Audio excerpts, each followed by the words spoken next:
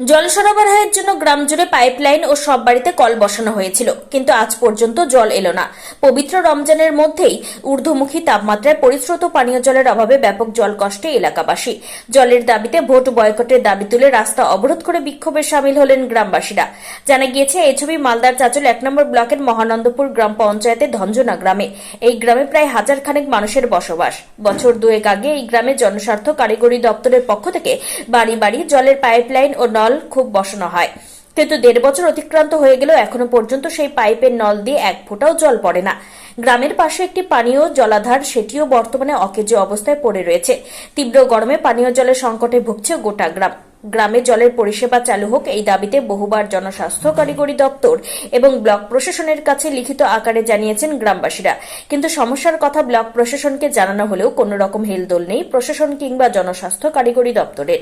বৃহস্পতিবার জনস্বাস্থ্য কারিগরি দপ্তরের বিরুদ্ধে উদাসীনতার অভিযোগ তুলে ভোট বয়কটের ডাক দিয়েছেন এলাকাবাসীরা। লোকসভা ভোটের মুখে গ্রামে পানীয় জলের ব্যবস্থা না চালু হলে গ্রামের কোনো ভোটার ভোট দিতে যাবেন না বলে সংকল্প নিয়েছেন।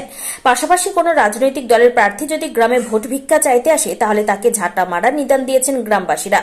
গ্রামবাসীদের অভিযোগ, এখন পবিত্র রমজান মাস চলছে, তার মাঝে জল সংকট, প্রশাসনকে জানিয়ে কোনো কাজ হচ্ছে না। তাই আমরা ঠিক করেছি আমরা ভোট দিব না। কেউ যদি ভোট চাইতে আসে তাকে ঝাঁটা মেরে গ্রাম থেকে বিদায় করব। যদিও সমস্যার কথা স্বীকার করে নিয়েছেন স্থানীয় ওই বুথের পঞ্চায়েত সদস্য এরশাদ আজম। আমাদের 5-6টা বাড়ি আছে আমার চাচাদের, তা আমাদের বাড়িতে কারো পাইপলাইন নাই, এখনো 5 বছর হয়ে গেল। তা আমরা যেমন আমার চাচা আছে, চাচি আছে, সবাই বুড়া বুড়ি মানুষ, এখন ওরা কোথায় যাবে পানি আনতে রাতের বেলা? এখন পানি উঠছে না কলে, মানুষের বাড়ি যেতে হয় পানি আনতে। পাইপলাইন কি পৌঁছেছে? না, পৌঁছায়নি, আমাদের ওখানে 100 হাত দূরে আছে। আপনাদের বাড়িতে পৌঁছায়নি? না। তো জল কোথা থেকে পাচ্ছেন তাহলে? এখন আমরা দুয়ার বাড়ি থেকে নিয়ে আসছি। কি চাইছেন এখন চাইছি আমরা আমাদের ওটা হোক, ভালো হবে মেম্বার প্রধানকে বলে, তো ওরা বলছে হবে হবে, এটাই বলছে সবাই। আপনার নাম? আমার নাম আব্দুল। যতদিন এই টুটি গেছে আমি এ পর্যন্ত এক ফোঁটাও পানি পাইনি। মানে পাইপলাইন পৌঁছেছে? পাইপলাইন পৌঁছে গেছে, কিন্তু একদিনও আমি পাইপ থেকে পানি পাইনি। পানি যাচ্ছেই না, পানি আসছে না। না, কী ধরনের কীভাবে করেছে না করেছে আমি বলতেই পারছি না। একদিনও পানি পাচ্ছি না। জল যদি না দেয়, এখন রমজান মাসে কোথায় আমরা জল খাবো? যদি না দেয় কোনো দলকে আমরা ভোট দিব না, ভোট বয়কট। বয়কট করবো আমরা। পাইপলাইন পৌঁছে গিয়েছে? পাইপলাইন পৌঁছে গেছে, তো জল আসছে না? না, জল আসছে না। জানাননি কাউকে? ও সবাইকে জানাচ্ছি, সবাই আসে বলছে যে হ্যাঁ হয়ে যাবে এবার, হয়ে যাবে এবার, কিন্তু হচ্ছে না। কি বলছে তারা? তারা বলছে এবার হবে, পরের বার হবে, অমুক করবে, এই করছে, এখানে দিচ্ছে, জল আসছে না। আপনার নাম? আমার নাম কাশিম মণ্ডল।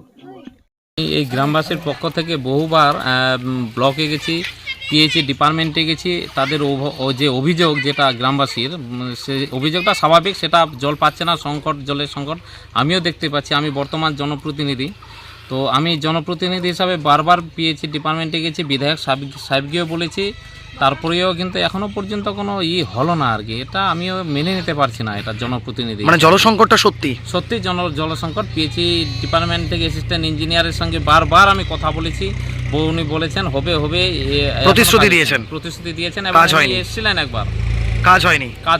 আপনার নাম? আমার নাম Ershad Azam Bappa. Bureau report, news for Bengal. This channel does not promote or encourage any illegal activities. All contents provided by this channel is meant for educational purpose only.